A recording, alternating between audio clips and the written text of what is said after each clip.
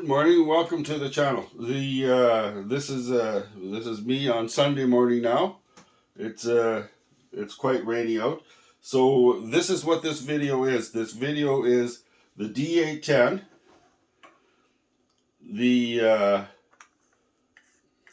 I'll show you the system. The K&F concept. Please get a little springy here. Bang around. None of my equipment actually gets treated like it's gold, except for when I get into the contacts and the gold and stuff. So this is what the video is about today. Excuse my struggle in front of the camera. None of this is scripted, so there we go. I went out and I did macro, and at one evening where there was no raining.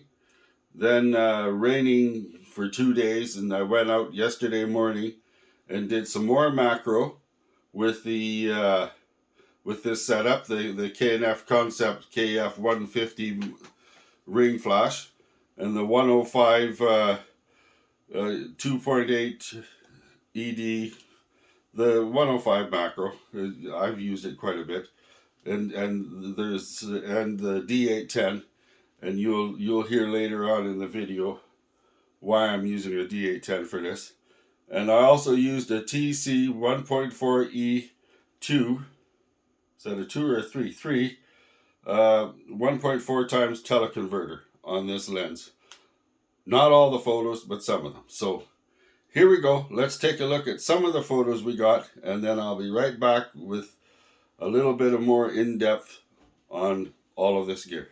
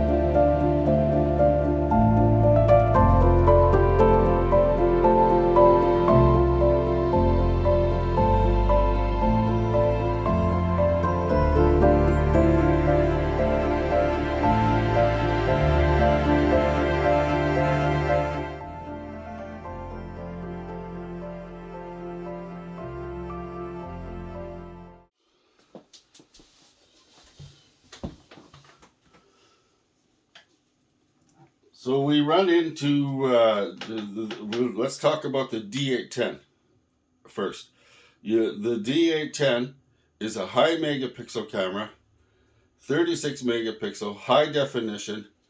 You can get this camera probably for about 1,500 Canadian with low shots on it, in mint condition. There again, shot properly, you know. The reason why I have this camera is because I use it for digitizing. I use it for my artwork. Some of my jobs I take on are blown up into murals. You never hear about this stuff from me is because it's not really related to this channel. The the digitizing I do is so it, we can keep up to the film, because film is a higher resolution than 12 megapixels. So it does that justice, and I love the 6x6 format. So I lose almost 40% of my sensor size when I crop for 6x6. 20-30%. I lose quite a bit.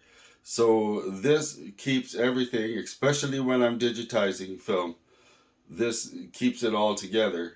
So the higher megapixel does have a purpose, but if you're just out shooting and you're enjoying photography and you're sharing on social media and stuff, you do not need this camera. If you want this camera, that's fine, but you do not need this camera. It's not gonna. Everything gets cut up on social media so much. No matter, this high megapixel camera is not gonna make you a great photographer, right? Great photographers are made by shooting, learning, shooting, learning, and stuff like the D300, lower megapixel camera that are inexpensive, and the D700s that are very good camera in the full frame. Those are gonna do you a lot more better if you are starting out, or if you're just learning, because you can shoot a million shots. Well, not a million, but I don't know what they're rated for, but thousands upon thousands of shots while you learn, and they don't kill your computer. So this gives your computer a good hard whack upside the head. So that's the camera we used here. We're doing, and this is why I use this camera. This is not an everyday camera that I just grab and take out. I use it to test all my lenses, because I know it's going to give me the most out of my lenses, especially these old lenses that the lenses could give. And I've never had a lens that didn't fill the sensor up, so I don't know what that's all about. Okay, so here's some more photos.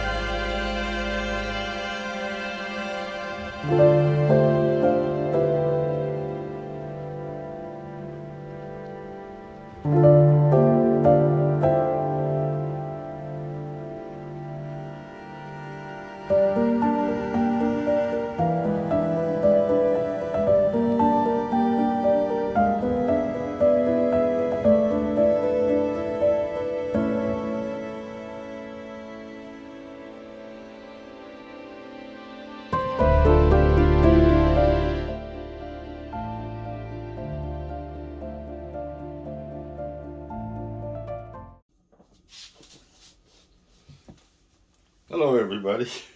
Welcome back again. So the Nikkor AFS micro Nikkor 105mm 2.8 ED N lens VR. It's I think my sister, when she used to do weddings, this came with a D300. It has vibration reduction. I cannot say enough good things about this lens. When it was new, it most likely cost her close to $1,000. You can get them at a pretty good price now, as long as they're in really good shape and stuff. So this lens is to me is indispensable. I use it. You can use this for portraiture. You can use it for general photography, and it's a very good one-to-one macro. It definitely is a world leader in very famous macro lens, and of course Nikkor calls them macro. So that's the lens we were using here. I just can't say enough good things about this lens.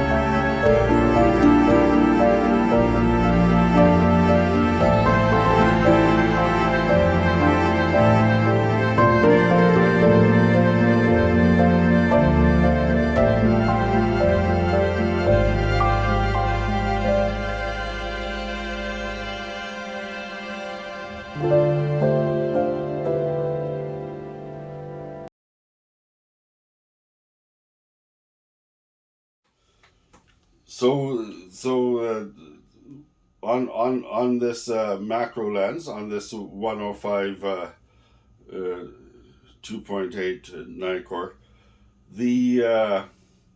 I used the 1.4 times teleconverter. That's for this. The whole number is AFS teleconverter TC-14E3 1.4x. It's quite expensive, probably about $600 it cost me new. And there's one more thing I need to tell you. This 1.4 macro, you can get autofocus. It's not too bad. Once you step up to the 2 times macro, you better grab yourself a tripod. You're in manual focus. And the reason why I'm telling you this is because I was shooting at 1/30th of a second at f/32. That's right, f/32. I'm shooting at f/32 here. So that's a testament of how flash actually freezes movement, because if you've seen in some of the videos already, there was things moving. So the 1.4 teleconverter I use quite a bit on this macro lens. The 2 times teleconverter, your manual focus. That's as simple as that. So yeah. I don't know if you're surprised. 1/30th of a second, handheld, and I'm still getting razor sharp images. That's flash.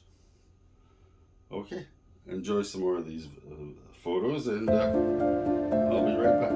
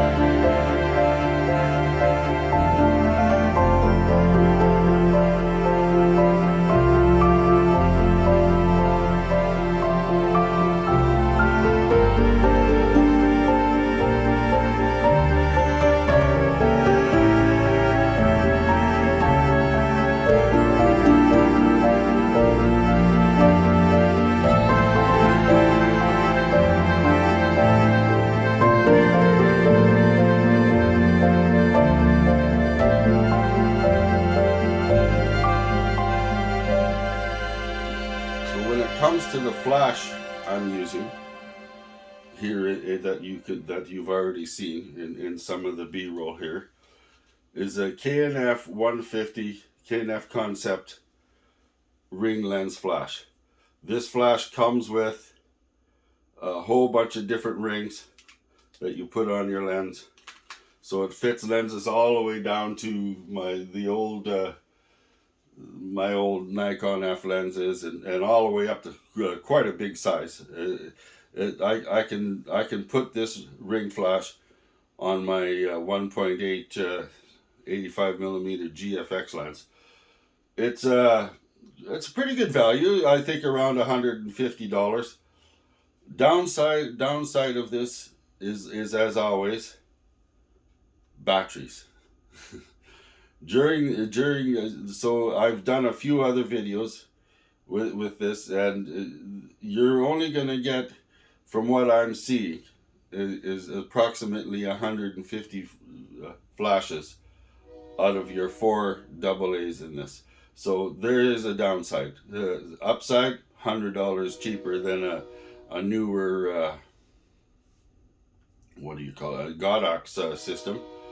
If I was doing a lot more, that's a train, right?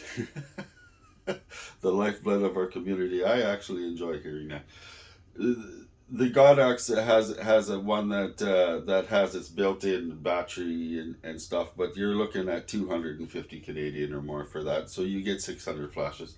If I was going to be using this all the time, I would probably step up to that, but for the amount I use this, 4 batteries doesn't cost much. The $10 is worth the savings in the end, but you will get frustrated when you all of a sudden start running out of recovery time and you start running out of batteries when you want them the most. So here we go. Let's have a look at some more photos that I grabbed with this system, and I'll be right back.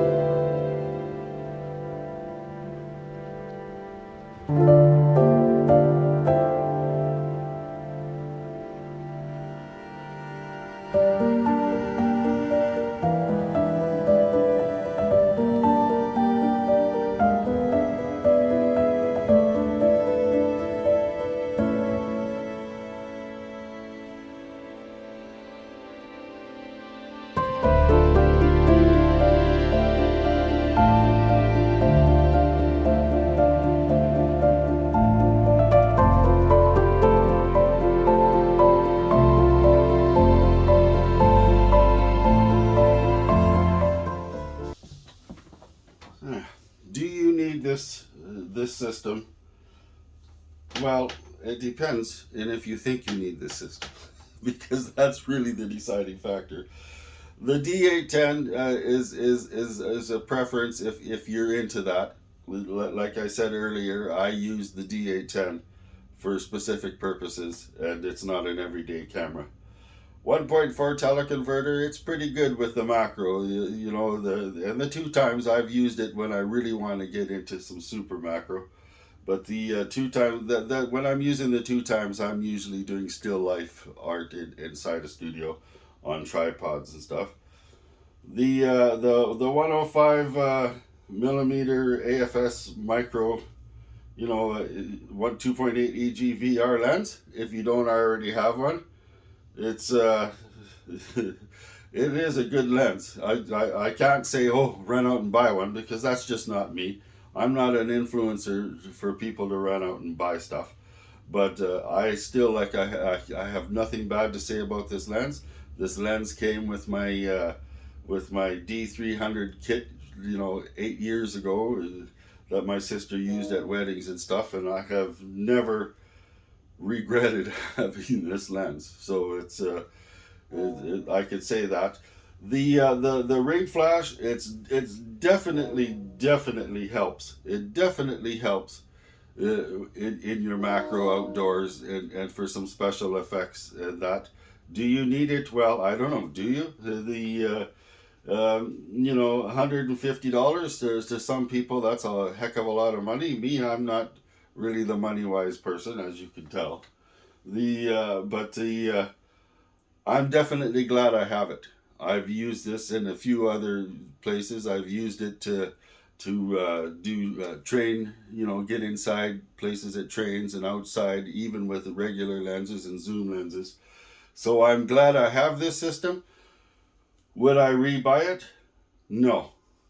If I thought that I needed this ring flash and was going to use it constantly, I would go to a system that actually, like the Godox or whatever, that has lithium rechargeable batteries. There's a, because you always, with these battery operated flashes, and I'm not just exaggerating this. Every time I go out and use battery operated flashes, I have battery problems, and they add up. They add up in price. Whether they're rechargeable, sometimes they life doesn't last. So I would not rebuy this now, knowing what I know. For the amount of photography I'm probably going to do, I would probably step up to a Godox system that's $100 more, but batteries are $10-15 for 8, $20 for 8 batteries. Do the math. Right? It doesn't take long to find out that the lithium has actually paid for itself, that extra $100. I'm glad I have this. I will be using it more. I'm happy with it. But that's it. It's a good system. And the Godox, I don't think has TTL. This has TTL. I've never used the TTL. I always use manual, but it's pretty cool. It comes with a lot of rings that fit a lot of lenses. So I would say that you could probably find this, if you really want one, probably a really good price on eBay. Yeah, it's not something that you totally fall in love with, but if you do a lot of different genres like I do, it's definitely a good tool in your toolbox. Ring flash, anyways. I don't sell gear, right? So there you go. So I'm glad that you stuck around for this video. It took me quite a lot of effort putting into this, getting my feet wet and finally getting back into making some B-roll and stuff, and I'm learning a few lessons. So cutting all of this short now, because it's already probably been longer than it should be. Here's the rest of the photos I took, and there you go. See you next video. Like, subscribe, click the bell, everybody. Heading into the week tomorrow. New video. I'm going to take a week to make this one this time instead of just one day.